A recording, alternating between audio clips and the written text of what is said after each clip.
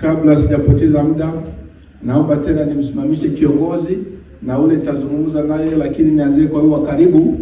Huyu watu wasiofahamu amejitambulisha, anaishi Dimoi na ni mfanya biashara mkubwa sana na ni mtu ambaye tunasaidiana maisha, na pia anafanya na mataxi. Kweli? Ni kweli. Haleluya, kanisa Mungu. Amen. Kama mchungaji anavyosema ni kweli. Mimi natoka Dimoi kama hivyo jitambulisha kwa awali, na nafanya kazi hiyo ya mataxi. Na pia nina biashara kwa Dimoi, nina duka chakula cha kwetu sisi wa Afrika. Pia kuna vingine ambavyo vina mix huko ndani vya wazungu ambao wanapendaga. Ila vingi viliomo ni vya kwetu sisi wa Afrika. Haleluya. Asanteni sana. Pigie Mungu makofi. Kwa hiyo Mungu amembariki sana. Mungu amembariki sana na amekuja kutembelea wazazi huku Rokairene, akasema haiwezekani, lazima nipitie mkanisa, nipewe baraka, niungane na watu, Roho Mtakatifu kamuongoza, ndio maana yuko pamoja na sisi. Kwa hiyo Mwenyezi Mungu apewe sifa, apigwe makofi tafadhali. Na pili huyu bwana ni mtu ambaye nao mheshimu sana. Wage na washauri vijana muishi na watu vizuri, ujue fulani atakusaidia ni fulani gani.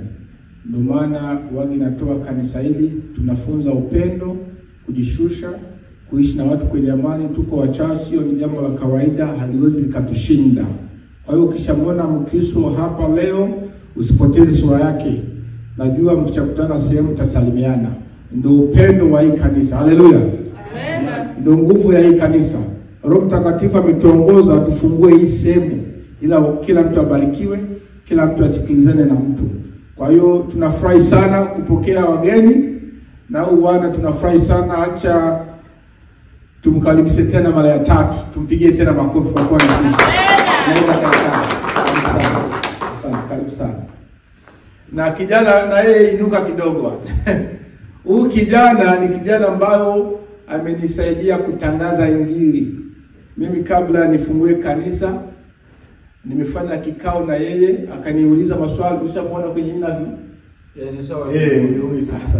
Akaniuliza utafungua kanisa? Nisema mimi Mwenyezi Mungu anahitaji nifungue kanisa ya amani, iwe ya upendo, ya kujishusha, tuelewane, tusaidiane, pia tuishi kwenye usalama.